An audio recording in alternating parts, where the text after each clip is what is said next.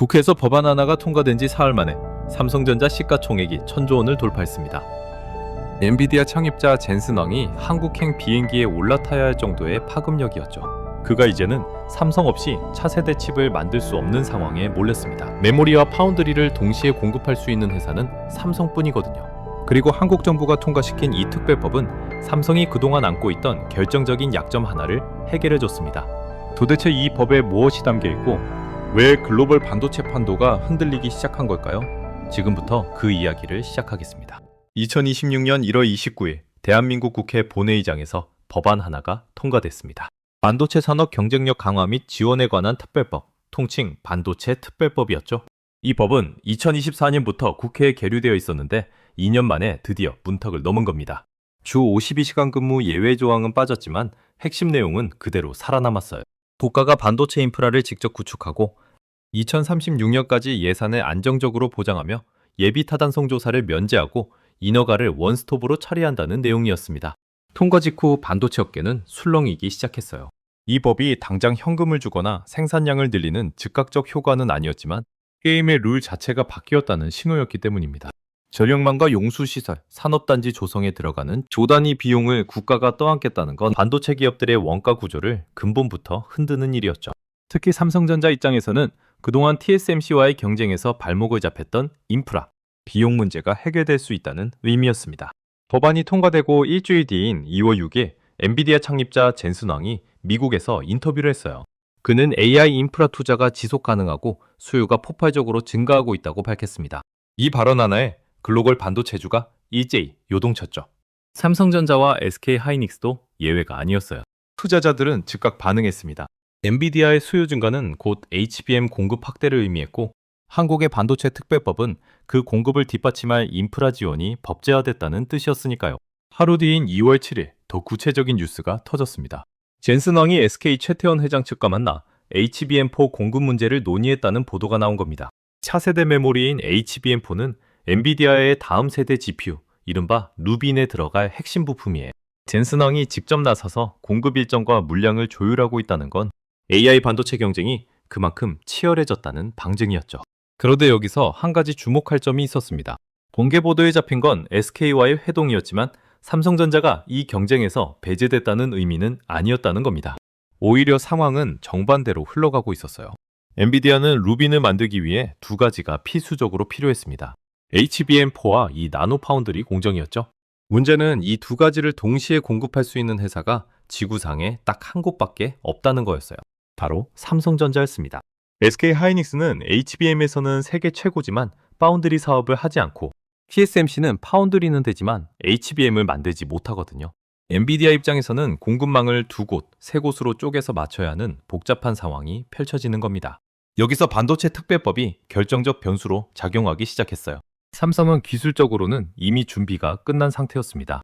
HBM3 불량률을 제로 수준까지 낮췄고 12단 적층 기술도 성공했죠. 이 나노 GAA 공정은 세계 최초로 양산 체제에 돌입했고 아이큐브 패키징 기술도 TSMC의 코어OS에 근접한 수준까지 올라왔습니다.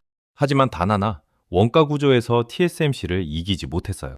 공장을 짓고 인프라를 구축하는 비용을 전부 삼성이 떠안아야 했기 때문이었습니다. 반도체 특별법은 바로 이 문제를 정조준했습니다. 국가가 전력망과 용수 시설을 먼저 깔아주고 대규모 산업단지 조성 시 예비 타당성 조사를 면제해주며 인허가를 신속하게 처리해준다는 내용이었죠. 삼성 입장에서는 인프라 비용의 30%가량을 국가가 대신 부담해주는 셈이었어요. 이건 단순한 보조금이 아니었습니다. 원가 구조 자체를 바꾸는 구조적 지원이었죠. TSMC보다 15% 높았던 생산 단가가 이제는 오히려 10% 낮아질 수 있는 여지가 생긴 겁니다. 게다가 2036년까지 특별 회계를 신설해서 예산을 안정적으로 보장한다는 조항도 들어있었어요.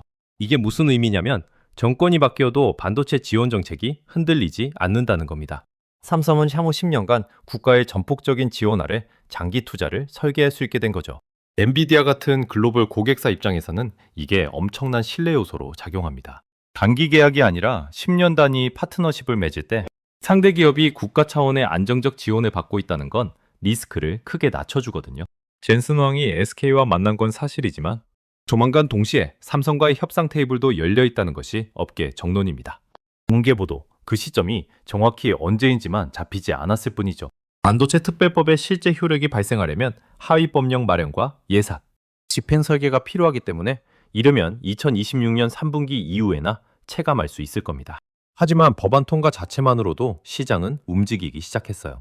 삼성전자 주가는 법안 통과 이후 2주간 동안 10% 넘게 올랐고 외국인 투자자들은 삼성 반도체 밸류에이션을 재평가하기 시작했습니다. 2년 전 젠슨왕이 삼성을 외면했을 때와는 완전히 다른 분위기였죠. 그럼 이 특별법에는 정확히 어떤 내용이 담겨 있길래 삼성과 엔비디아의 역학관계를 이렇게까지 바꿔놓은 걸까요? 골드만삭스는 더 직설적이었습니다. 게임의 룰이 바뀌었다. 삼성의 구조가 TSMC를 역전했다. 도대체 이 법에 뭐가 들어있길래 이런 반응이 나온 걸까요? 핵심은 간단했습니다. 평택 공장 지을 때 삼성이 쓴 돈이 총 50조 원이었는데 그중 15조 원이 인프라 조성과 1기 라인 1단계 투자를 모두 합친 금액이었어요. 미국은 어떻게 했냐고요? 칩스법으로 보조금 390억 달러를 풀었지만 그건 그냥 현금 지원이었어요. 공장 짓는데 보태면 되지만 전기 끌어오고 물 대는 건 여전히 기업이 알아서 해야 했습니다. 중국은 더 웃겼어요.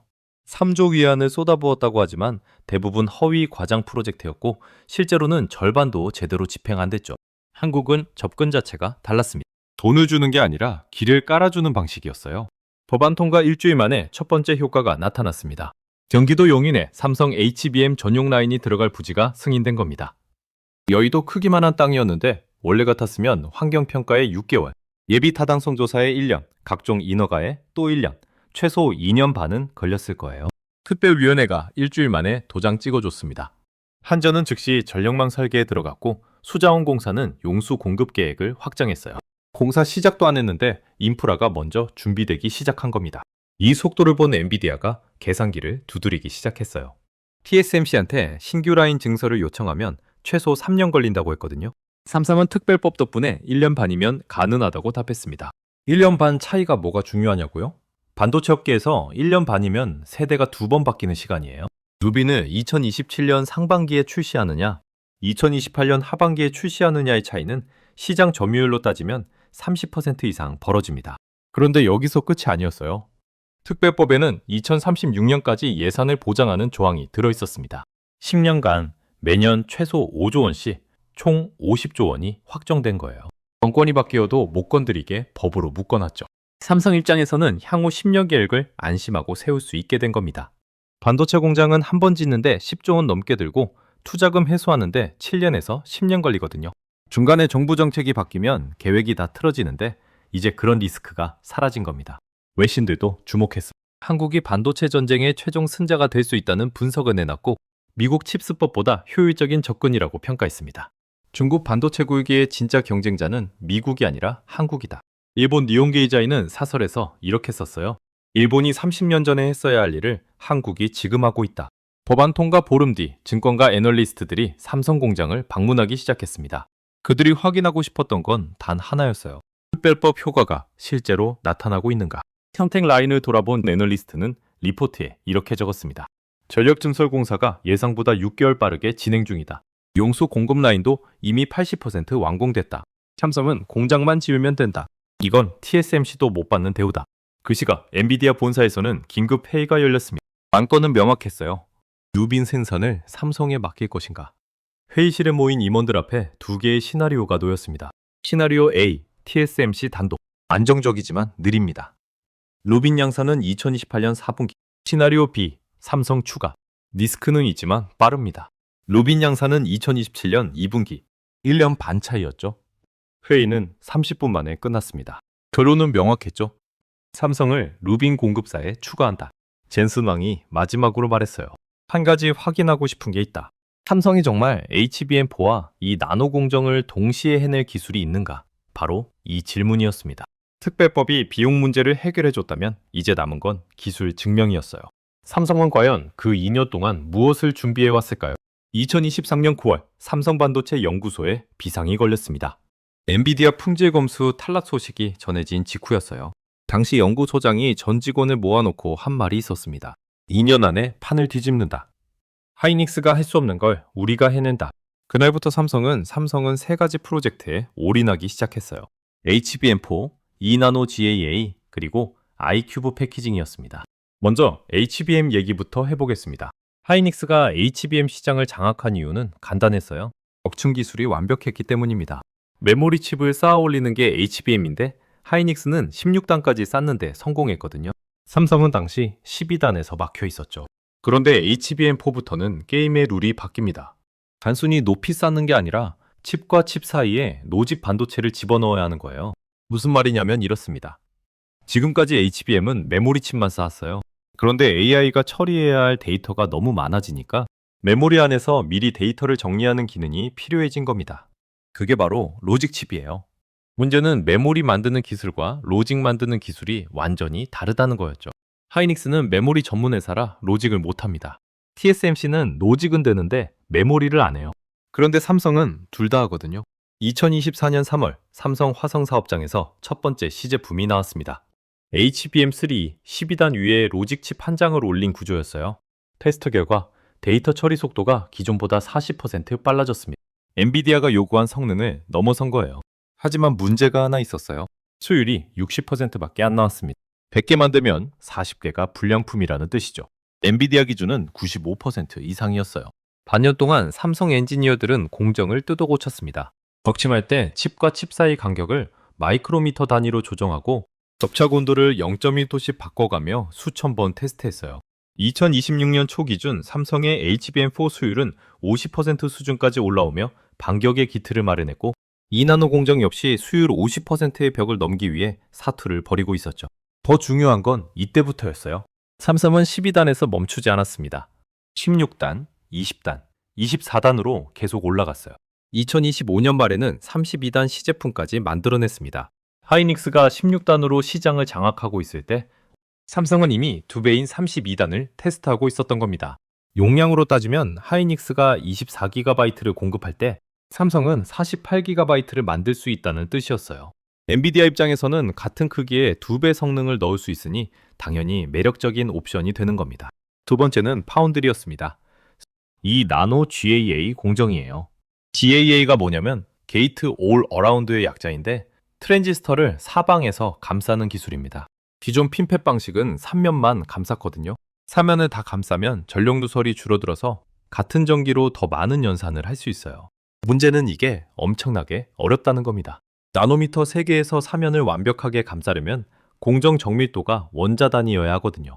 TSMC는 3나노까지는 핀팻으로 버텼어요. 이 나노부터 GAA로 넘어가겠다고 했죠. 그런데 삼성은 3나노부터 GAA를 시작했습니다. 1년 먼저 뛰어든 겁니다. 대신 초반에 수율 문제로 고생 좀 했어요. 2023년에 3나노 GAA 양산 시작했을 때 수율이 50%밖에 안 나왔습니다. TSMC는 봐라 삼성 무리했다가 말아먹었다고 비웃었죠. 하지만 삼성은 그 1년 동안 GAA 노하우를 쌓았어요. 2025년 중반 이 나노 GAA 수율이 80%를 넘어섰습니다. 창업 양산이 가능한 수준이 된 거예요. TSMC는 그때서야 이 나노 GAA 개발에 착수했고요. 삼성이 1년 반 선두로 나선 겁니다. 엔비디아 루비는 이 나노 공정으로 만들어야 하는데 2027년에 양산하려면 지금 당장 파트너를 정해야 했어요. TSMC는 아직 준비가 안 됐고 삼성은 이미 돌아가고 있었습니다. 세 번째는 패키징이었어요. 아이큐브라는 기술인데 칩들을 입체적으로 쌓아서 연결하는 겁니다.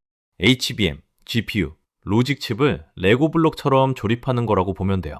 TSMC의 CoreOS 기술이 업계 표준이었는데 삼성 아이큐브가 거의 따라잡았습니다. 2025년 4분기 테스트에서 열관리 성능이 CoreOS 대비 95% 수준까지 올라왔어요. 여기서 결정적 차이가 생깁니다. TSMC한테 루빈을 맡기면 파운드리는 TSMC, HBM은 하이닉스, 패키징은 또 다른 업체, 이렇게 쪼개져 공급망이 세 갈래로 나뉘는 겁니다. 스케줄 맞추기가 악몽이에요. 하이닉스 납품이 한 달 늦으면 전체 일정이 밀리거든요. 삼성한테 맡기면 한 곳에서 다 해결됩니다. HBM도 삼성, 파운드리도 삼성, 패키징도 삼성. 문제 생기면 회의 한 번으로 끝나요. 2026년 1월 삼성은 이 세 가지 기술을 통합한 테스트 칩을 만들었습니다. 이 나노 GPU 코어에 32단 HBM을 아이큐브로 패키징한 구조였어요. 성능 테스트 결과가 나왔을 때 연구소가 술렁였습니다. 엔비디아 H100 대비 연산속도 60% 향상, 전력 효율 40% 개선이었거든요. 이건 루빈이 목표로 하는 스펙을 이미 넘어선 수치였습니다. 삼성은 이 칩을 엔비디아 본사로 보냈어요. 일주일 뒤 엔비디아 엔지니어링 팀에서 답이 왔습니다. 검수 통과. 양산 가능. 2년 만에 삼성이 다시 엔비디아 파트너 리스트에 이름을 올린 순간이었습니다. 그런데 여기서 한 가지 의문이 생겨요. 기술도 되고 가격도 되는데 왜 엔비디아는 아직도 망설였을까요? 사실 마지막 관문이 하나 남아 있었습니다. 엔비디아가 반도체 공급사를 선택할 때 보는 기준은 세 가지입니다. 기술, 가격, 그리고 공급 안정성이에요. 삼성은 이제 기술도 입증했고 가격도 맞췄어요. 그런데 마지막 공급 안정성에서 계속 발목이 잡혔습니다. 공급 안정성이 뭐냐면 약속한 날짜에 약속한 물량을 정말 만들어낼 수 있느냐는 거거든요. 2024년에 삼성이 겪었던 일을 보면 이해가 쉬워요. 당시 삼성은 퀄컴한테 스냅드래곤 칩 파운드리 물량을 따냈었습니다. 3나노 공정으로 만들기로 했죠. 그런데 양산 초기에 수율이 50%밖에 안 나왔어요. 약속한 물량의 절반밖에 못 만든 겁니다. 퀄컴은 스마트폰 출시 일정을 석 달이나 미뤄야 했죠.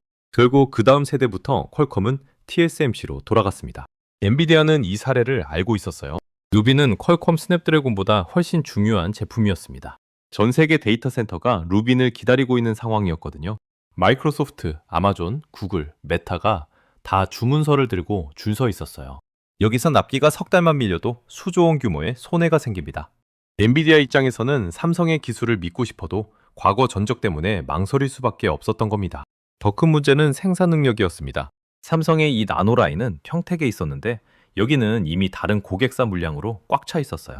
엔비디아 물량을 받으려면 새 라인을 만들어야 했죠. 용인에 HBM 전용 공장을 짓기로 계획은 세웠지만 문제는 시간이었습니다. 부지 선정부터 시작하면 보통 3년은 걸리거든요. 반도체 업계에서 3년은 영원과 같은 시간이에요. 2027년에 루빈이 나와야 하는데 공장이 2029년에나 돌아간다? 말이 안 되는 거죠. TSMC는 달랐습니다. 이미 돌아가는 라인이 있었고 증설만 하면 됐어요. 시간으로 따지면 1년 반이면 충분했습니다. 엔비디아가 TSMC 쪽으로 기울 수밖에 없었던 이유였죠. 그런데 반도체 특별법이 이 구도를 뒤집어 놨습니다. 예비 타당성 조사 면제, 인허가 원스톱 처리. 이게 적용되면 3년 걸리던 게 1년 반으로 줄어들거든요. TSMC랑 같은 조건이 된 겁니다. 아니, 어떤 면에서는 더 유리했어요. TSMC는 기존 라인을 증설하는 거라 설계 변경에 제약이 있었거든요. 삼성은 새로 짓는 거니까 처음부터 루빈 생산에 최적화된 구조로 만들 수 있었습니다. 법안 통과 직후인 2월 첫째 주, 업계에서 흥미로운 소문이 돌기 시작했어요. 엔비디아가 삼성과 접촉을 재개했다는 얘기였습니다. 공식 발표는 없었지만 반도체 장비 업체들 사이에서 정황이 포착됐죠. ASML이 삼성한테 EUV 장비 납품 일정을 문의했고 도쿄 일렉트론도 증착 장비 견적을 새로 냈다는 겁니다. 장비 업체들이 움직인다는 건 고객사가 구체적인 생산 계획을 세우고 있다는 신호예요. 견적만 받아보는 게 아니라 실제 발주 직전 단계라는 뜻이죠. 업계 애널리스트들은 이렇게 분석했습니다. 삼성이 용인 라인 착공 타이밍을 당기고 있다. 특별법 효과가 벌써 나타나는 것 같다. 엔비디아 입장에서 삼성의 매력은 명확했습니다. 원스톱 솔루션이었어요. HBM은 삼성, 파운드리도 삼성, 패키징도 삼성. 한 회사가 다 해주니까 공급망 관리가 엄청나게 편해지는 겁니다. TSMC 루트로 가면 파운드리는 TSMC, HBM은 하이닉스, 패키징은 또 다른 업체. 이렇게 세 곳을 동시에 관리해야 하거든요. 특히 문제가 생겼을 때 차이가 컸어요. 예를 들어 HBM과 GPU 칩 사이에 호환 문제가 생겼다고 쳐봅시다. TSMC 루트면 TSMC랑 하이닉스를 불러서 회의하고 누구 책임인지 따지고 수정안 조율하고 이러는데 한 달 넘게 걸려요. 삼성은 사내 회의 한 번으로 끝납니다. 같은 회사 안에서 메모리 팀이랑 파운드리 팀이 모여서 즉시 해결하는 거죠. 그리고 특별법이 준 또 하나의 이점이 있었습니다. 예산 안정성이었어요. 2036년까지 특별 회계로 묶여 있으니까 삼성은 10년 단위 장기 계약을 제한할 수 있게 됐습니다. 엔비디아 같은 고객사는 이게 중요해요. 일회성 거래가 아니라 장기 파트너십을 원하거든요. 루빈 다음에는 루빈 울트라가 나올 거고 그 다음에는 또 다른 세대가 나올 텐데 매번 공급사를 바꾸면 비효율적이잖아요. 2월 6일 젠슨 황이 인터뷰에서 의미심장한 발언을 했습니다. AI 수요는 우리 예상보다 훨씬 빠르게 증가하고 있다. 공급망 다변화가 필수적이다. 공급망 다변화라는 표현이 핵심이었어요.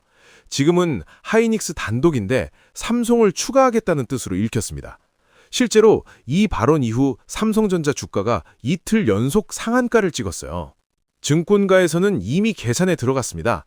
UBS는 리포트에서 삼성이 엔비디아 루빈 물량의 20%에서 30%를 확보할 가능성이 높다고 전망했어요.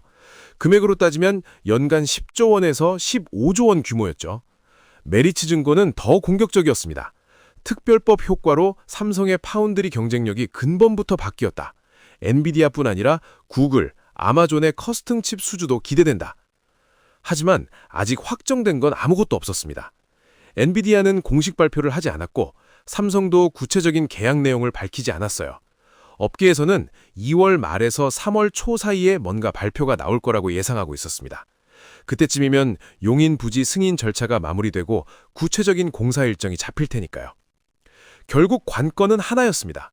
삼성이 정말로 약속한 시간 안에 공장을 가동시킬 수 있느냐는 거였어요. 특별법은 제도적 기반을 만들어줬지만 실행은 삼성 몫이었습니다. 2년 전 퀄컴한테 신뢰를 잃었던 삼성이 이번에는 엔비디아한테 다시 한번 기회를 얻을 수 있을까요? 그 답은 앞으로 몇 달 안에 나올 겁니다. 이 시점에서 TSMC 얘기를 안 할 수가 없습니다. 지난 10년간 파운드리 시장을 완전히 장악했던 회사거든요. 시장 점유율이 60%가 넘었어요. 애플, 엔비디아, AMD, 퀄컴 이 회사들 칩을 다 TSMC가 만들었습니다. 삼성은 점유율 13%로 2위였죠. 그런데 반도체 특별법 통과 이후 TSMC 내부에 묘한 긴장감이 돌기 시작했어요. TSMC의 강점은 명확했습니다. 압도적인 수율이었어요. 3나노 공정 수율이 90%가 넘었거든요. 삼성이 50%에서 허덕일 때 TSMC는 이미 완벽한 양산 체제를 갖춘 겁니다. 고객사들이 TSMC를 선택한 이유는 간단했죠. 비싸도 확실하니까. 웨이퍼당 단가가 삼성보다 15% 비쌌지만 불량률이 낮으니까 결과적으로는 더 이득이었어요. 그런데 한국특별법이 이 계산식을 바꿔버렸습니다.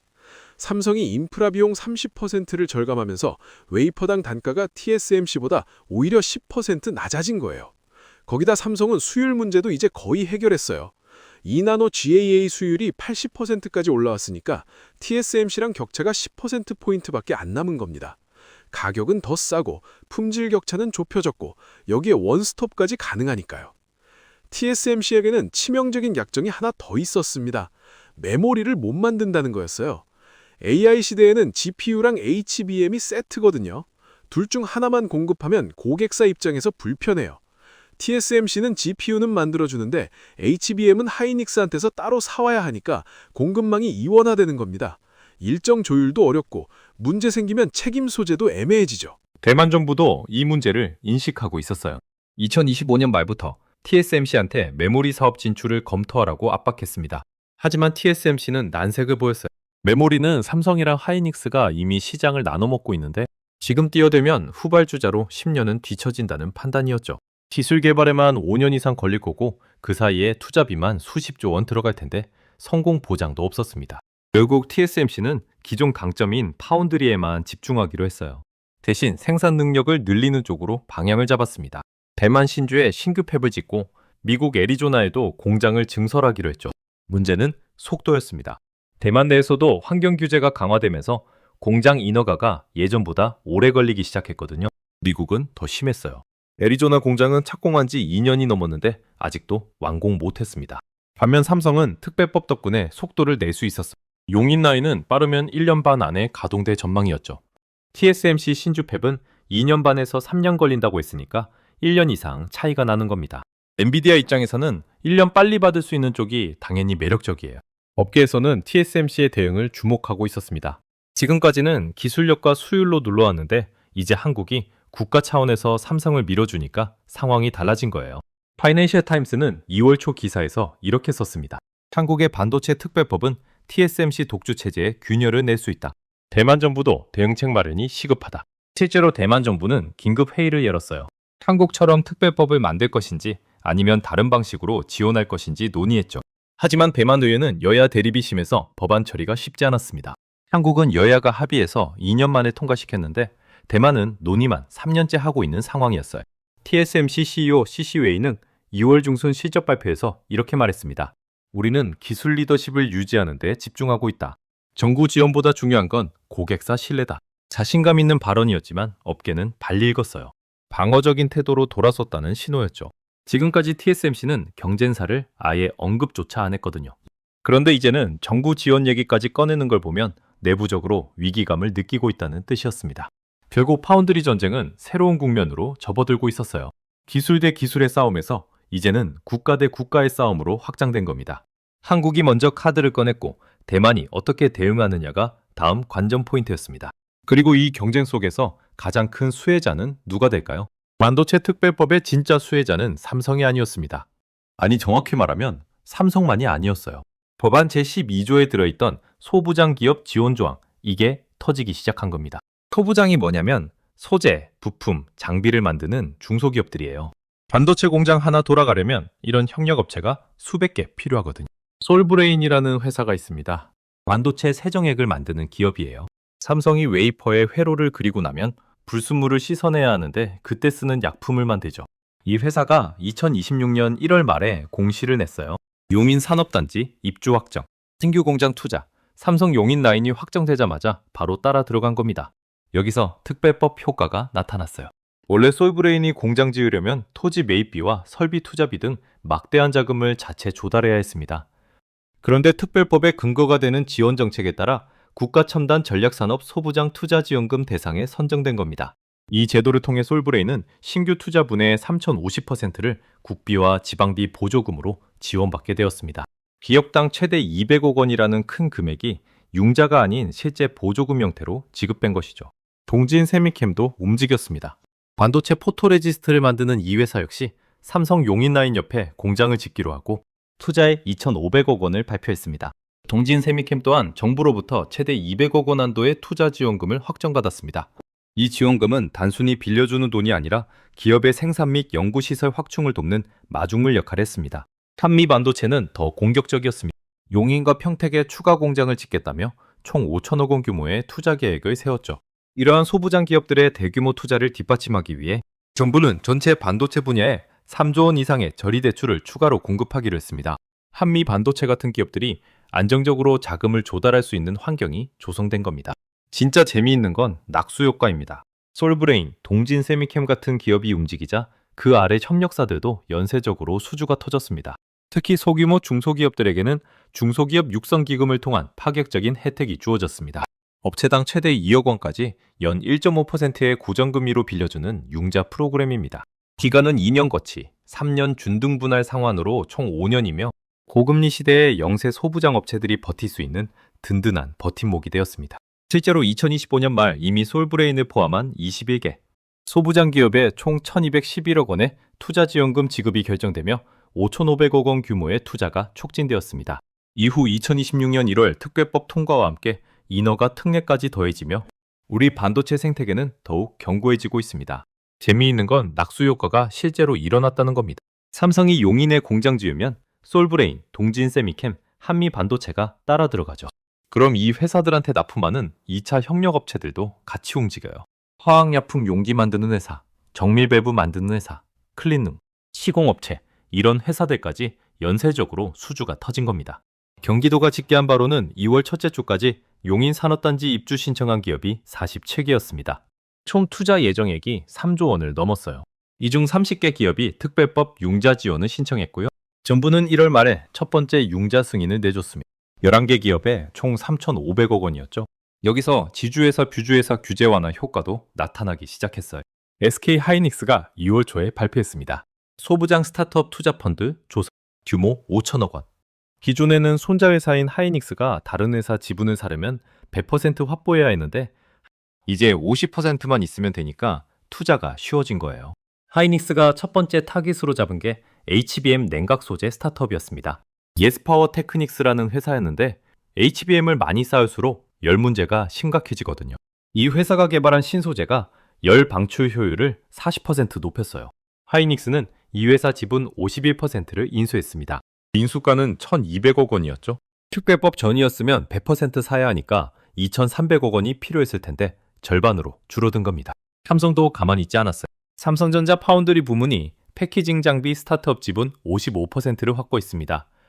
프리시전 패키징이라는 회사였는데 아이큐브 공정에 필요한 초정밀 본딩 장비를 만들었어요. 인수금액은 900억 원이었습니다. 삼성은 이 회사를 자회사로 편입시키고 용인 라인에 맞춤형 장비를 개발하도록 했죠. 증권가에서는 소부장 기업 재평가 바람이 불기 시작했어요. 한국투자증권이 소부장 업종 리포트를 냈는데 제목이 이거였습니다. 특별법이 만든 골든타임, 소부장 10년, 황금기 온다. 내용을 보면 이랬어요. 대기업 투자 확대로 소부장 수요가 폭증한다. 정부 융자 지원으로 자금 조달 부담이 사라졌다. 대기업 M&A 활성화로 밸류에이션 프리미엄이 붙는다. 실제로 소부장 기업 주가가 일제히 올랐어요.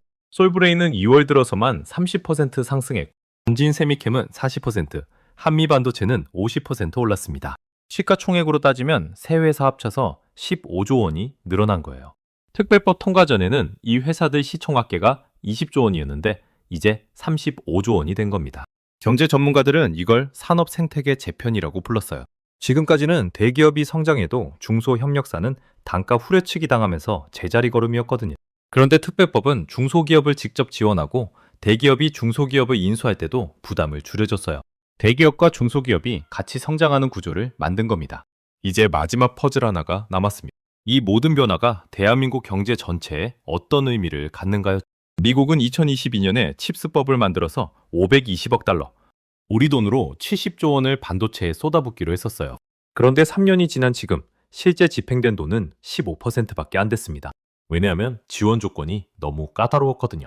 보조금 받으려면 환경 기준 맞춰야 하고 노조 동의받아야 하고 탄소 배출 계획 제출해야 하고 서류만 수백 장이었어요. 인텔이 애리조나에 공장 지으면서 칩스법 보조금 신청했는데 심사만 1년 넘게 걸렸습니다. 결국 받기는 받았지만 그 1년 동안 공사는 멈춰 있었어요. 반면 한국은 특별법 통과하고 2주 만에 첫 융자가 나갔죠. 속도 자체가 달랐던 겁니다. 미국 정가에서는 한국이 우리보다 적은 돈으로 더 큰 효과를 내고 있다는 자성론이 나왔어요. 중국은 더 심각한 상황이었습니다.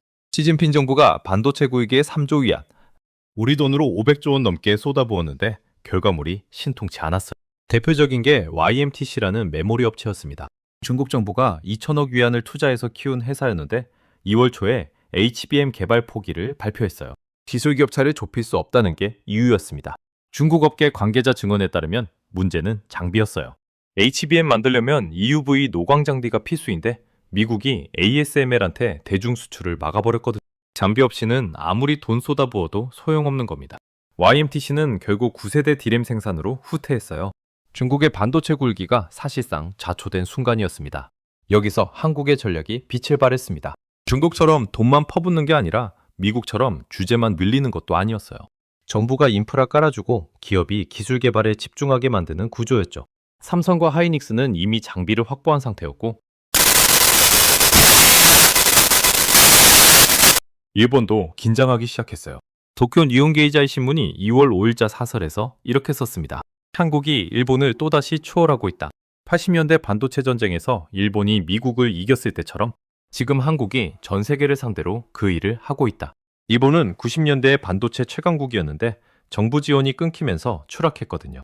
지금 그 자리를 한국이 차지하고 있다는 위기감이 든 거예요. 실제로 숫자로 보면 명확했습니다. 2025년 기준 글로벌 메모리 반도체 시장에서 한국 기업 점유율이 73%였어요. 삼성과 하이닉스 합친 수치였죠. 일본은 10%, 미국은 5%, 중국은 3%였습니다. 특별법 효과까지 더해지면 2027년에는 한국 점유율이 80%를 넘을 거라는 전망이 나왔어요. 파운드리 시장도 변화 조짐이 보였습니다. 지금은 TSMC가 60%, 삼성이 13%였는데 골드만삭스는 2028년에는 삼성이 25%까지 올라갈 것이라고 예측했어요. TSMC 독주 체제가 무너지기 시작하는 겁니다. 세계 각국 정부가 한국 모델을 연구하기 시작했어요. 독일 경제부 장관이 2026년 2월 서울에서 열린 반도체 코리아 행사는 그야말로 문전성시였습니다. 독일과 프랑스 등 유럽연합의 주요국들이 한국의 특별법 설계도를 배우겠다고 앞다여 한국에 찾았죠. 30년 전 일본을 부러워하던 우리가 이제는 전 세계가 따라하고 싶은 반도체 교과서가 된 겁니다. 프랑스 재무장관도 비슷한 발언을 했어요. 유럽연합 차원에서 반도체 지원 체계를 재설계해야 한다. 한국이 보여준 속도와 효율성을 배워야 한다. 유럽은 그동안 반도체를 미국과 아시아한테 의존했는데 이제 자립하려면 한국식 접근이 필요하다고 본 겁니다. 결국 반도체 특별법은 단순히 삼성 도와주는 법이 아니었어요. 대한민국이 기술 전쟁에서 주도권을 잡는 전략이었던 겁니다. 메모리는 이미 장악했고 파운드리는 추격 중이고 소부장은 생태계가 만들어지고 있었죠. 이 세 가지가 맞물리면서 한국은 반도체 분야에서 미국, 중국, 일본, 유럽 어디에도 흔들리지 않는 위치에 올라서고 있었습니다. 블룸버그는 2월 8일 기사에서 이렇게 썼어요. 2026년은 반도체 전쟁의 전환점으로 기록될 것이다. 한국이 게임의 룰을 바꿨다. 이제 질문은 하나였습니다. 이 변화가 우리 삶에는 어떤 의미를 갖는가요? 반도체가 왜 중요한지 사실 대부분 사람들은 실감하지 못합니다. 그냥 스마트폰에 들어가는 부품 정도로 생각하죠. 하지만 지금 우리가 목격하고 있는 건 그보다 훨씬 큰 그림이에요. 국가의 미래가 걸린 문제였습니다. 2024년에 있었던 일을 하나 말씀드리겠습니다. 중동의 한 산유국이 미국한테 최신 무기를 사달라고 요청했어요. 미국은 조건을 하나 걸었습니다. 반도체 공급망에서 중국을 배제하라. 그 나라는 거부했고 미국은 무기 판매를 취소했죠. 반도체가 석유보다 강력한 외교 카드가 된 겁니다. 같은 해 유럽연합이 중국산 전기차에 관세를 매기려고 했어요. 중국이 즉각 대응했습니다. 그러면 우리도 유럽산 반도체 장비 수입을 제한하겠다. 유럽은 한 발 물러섰어요. 반도체 장비 팔아먹는 게 전기차 관세보다 중요했으니까요. 반도체를 쥔 나라가 협상 테이블에서 갑이 되는 시대가 온 겁니다. 한국은 지금 그 위치로 올라가고 있었습니다. 전 세계 HBM의 80%를 한국이 만들어요. 챗GPT, 클로드, 제미나이 이런 인공지능 서비스가 다 한국산 메모리 없이는 작동 안 됩니다. 구글이 한국한테 화내면 HBM 공급 끊으면 되는 거예요. 물론 실제로 그럴 일은 없겠지만 가능성 자체가 협상력이 되는 겁니다. 2026년 1월 미국 정부가 한국 정부한테 비공식 접촉을 했다는 얘기가 돌았어요. 내용은 이거였습니다.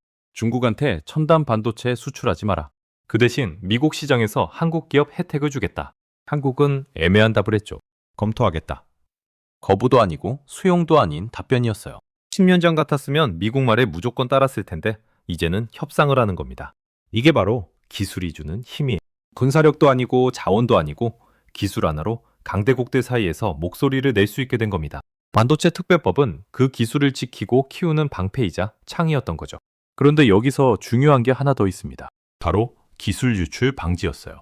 특별법 제23조에는 핵심 기술 해외 이전 금지 조항이 들어있었습니다. 삼성이나 하이닉스 엔지니어가 기술 들고 중국으로 넘어가면 최대 15년 징역에 처하는 거예요. 기존에는 3년이었는데 5배로 강화한 겁니다. 실제로 2025년에 하이닉스 전직 연구원이 중국 기업으로 이직하려다 적발됐었어요. 중국 회사가 연봉 3배를 제시했다고 하더군요. 그 사람은 결국 구속됐고 중국 회사는 한국 정부한테 블랙리스트에 올랐습니다. 특별법 통과 이후에는 이런 단속이 더 강화됐어요. 왜 이렇게까지 하냐고요? 기술 유출되는 순간 한국의 10년 앞선 격차가 3년으로 줄어들거든요. 중국은 돈이 많으니까 기술만 손에 넣으면 물량으로 밀어붙일 수 있어요. 그럼 한국 기업들이 가격 경쟁에서 밀리는 겁니다. 기술 유출은 단순히 회사 손해가 아니라 국가 경제 전체가 흔들리는 문제였습니다. 특별법은 당근도 함께 제시했어요. 핵심 기술 개발한 연구원한테는 세금 감면 혜택을 줬습니다. 연봉의 최대 50%에 달하는 파격적인 성과급이 지급되며 여기에 특별법과 연계된 직무 발명 보상금, 비과세 혜택 등이 더해지게 된 거죠. 연구원들이 낸 성과에 대해 국가와 기업이 확실한 보상을 보장하게 된 것입니다. 그리고 이건 단순히 지금 세대만의 문제가 아니었습니다. 우리 아이들이 살아갈 세계를 생각해 보세요. 20년 뒤에 어떤 나라가 잘 살까요? 석유 많은 나라? 아닙니다. 인공지능 시대에는 반도체 많은 나라가 잘 사는 겁니다. 한국이 지금 그 위치를 확보하고 있는 거예요. 서울대 경제학과 교수가 2월에 발표한 연구 보고서가 있었습니다. 내용이 흥미로웠어요. 반도체 특별법으로 향후 10년간 창출되는 경제 효과가 200조 원이다. 일자리는 40만 개 늘어난다. 이 중 절반은 청년 일자리다. 우리 자식들이 취업 걱정 덜하고 살 수 있다는 얘기였습니다. 물론 장밋빛 미래만 있는 건 아니에요. 미국이 압박을 강화할 수도 있고 중국이 보복할 수도 있고 기술 개발이 예상대로 안 될 수도 있습니다. 하지만 적어도 한국은 싸울 수 있는 무기를 손에 쥐게 됐어요. 그게 바로 반도체 특별법이 만든 가장 큰 변화였습니다. 2026년 2월 삼성전자 시가총액 1,000조 원 돌파는 단순한 주가 상승이 아니었어요. 대한민국이 기술 강국으로 인정받기 시작했다는 신호였습니다. 젠슨 왕이 한국을 다시 찾은 것도 각국 정부가 한국 모델을 배우려는 것도 다 같은 맥락이었죠. 기술이 곧 국력이라는 말 이제는 추상적인 구호가 아니었습니다. 반도체 하나로 외교 카드를 만들고 일자리를 만들고 미래를 살게 하는 시대가 온 겁니다. 그리고 한국은 그 최전선에 서 있었어요. 반도체 특배법은 그 길을 닦은 도구였고 삼성과 하이닉스는 그 길을 달리는 주자였으며 소부장 기업들은 함께 뛰는 동료였습니다. 2026년 대한민국 반도체 산업의 진짜 전쟁은 이제 막 시작된 겁니다.